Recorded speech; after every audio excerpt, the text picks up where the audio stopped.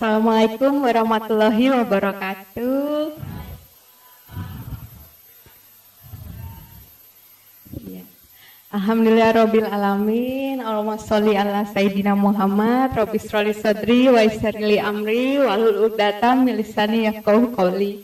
Alhamdulillah hari ini Allah mudahkan untuk bisa ketemu lagi dengan Umi Irena Handono, juga dengan Bu Sari.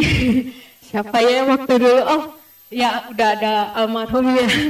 Iya, penuh kenangan.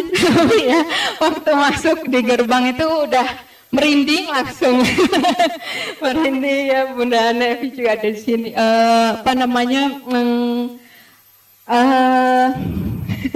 Tidak bisa terlukiskan ya. Jadi ini banyak saksi hidupnya, saksi hidupnya waktu masa-masa sempit perjuangan selama mempertahankan akidah.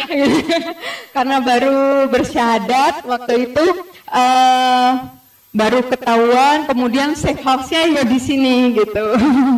Jadi yang tahu gitu ya, setiap habis subuh itu biasanya curhat sama Umi, galau-galau gitu ya. Alhamdulillah gitu. Terus di situ betul-betul merasakan betul gitu pertolongan Allah melalui ustazah yang ada di sini gitu. Dan sampai hari ini alhamdulillah itu semua yang diajarkan itu insya Allah kebiasaan-kebiasaan dibentuk, zikir pagi petang ya, itu alhamdulillah sampai hari ini juga yang menolong lah istilahnya. Karena ingat betul Umi bilang itu seperti perisai ya Bu ya. Perisai kita itu ya zikir pagi petang gitu. Jadi kalau ada belum sempat zikir pagi atau belum sempat zikir petang, kayak rasa wah bentengnya kayak lagi lemah nih takutnya gitu ya. Nanti khawatirnya jadi nggak sabar misalnya atau apa. Jadi hal-hal seperti itu yang sampai hari ini insya Allah ya itu bermanfaat sampai sekarang gitu. Kemudian ya tadi kalau memang alhamdulillah saya nggak tahu soal kisah-kisah mualafnya yang di sini Umi biasanya sih mungkin lebih parah juga dari saya gitu, tapi alhamdulillah kalau sudah kondusif, nah parah ya? Enggak loh. Alhamdulillah kalau enak. Nah itu sih, tapi ujian itu sebenarnya nggak pernah berhenti ya gitu kan.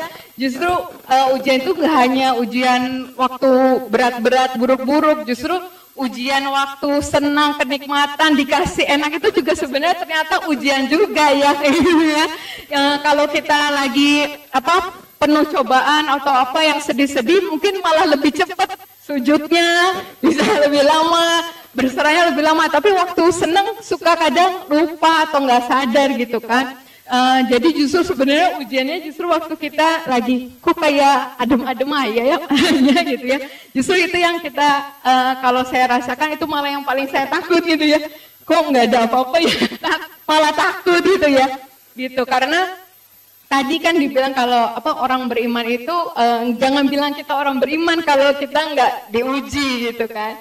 Jadi ya itu yang saya rasakan gitu. Terus makin kesini gitu, yang ada tantangan-tantangan, terutama belajar Islam ya, mengejar ketertinggalan gitu. Saya baru kenal Islam di umur 36 tahun, jadi startnya udah jauh ketinggalan banget gitu kan. Jadi ya rasanya pas ngejar kok nggak nyampe-nyampe. Kayak tadi sempat bikin target juga tinggi-tinggi tapi malah nanti jadi frustasi ya. Malah terus mungkin bisa aja jadi jenuh, bosan dan sebagainya. Tapi akhirnya apa yang bisa saya lakukan sedikit-sedikit, yang penting ada progres maju ya. Itu yang saya lakukan sih gitu. Terus yang saya renung-renungkan juga, ini pengalaman pribadi ya.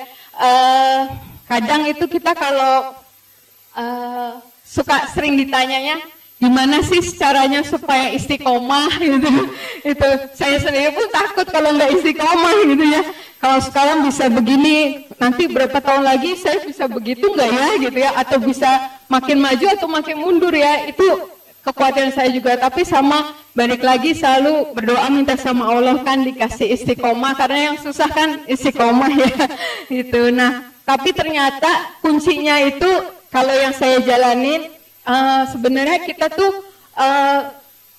mudah untuk merasakan nikmatnya, manisnya beribadah, manisnya iman itu ketika kita tuh ya bersih dari dosa, dari maksiat, dari penyakit hati gitu. Karena ya udah ketika kita bersih dari itu kayak udah fitrahnya kita kan pasti mau cari yang benar, mau cari ilmu ya gitu kan, mau semangat beramal solih gitu ya. Itu sih yang saya rasakan gitu.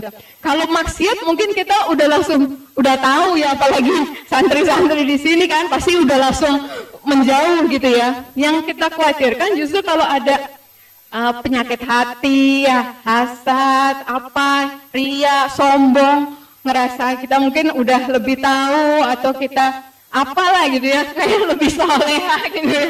Itu yang kadang mungkin itu yang melunturkan kenikmatan itu sih yang saya rasakan. Jadi akhirnya saya yang paling sering saya lakukan tuh istighfar gitu. Kalau udah malam mau tidur itu muhasabah.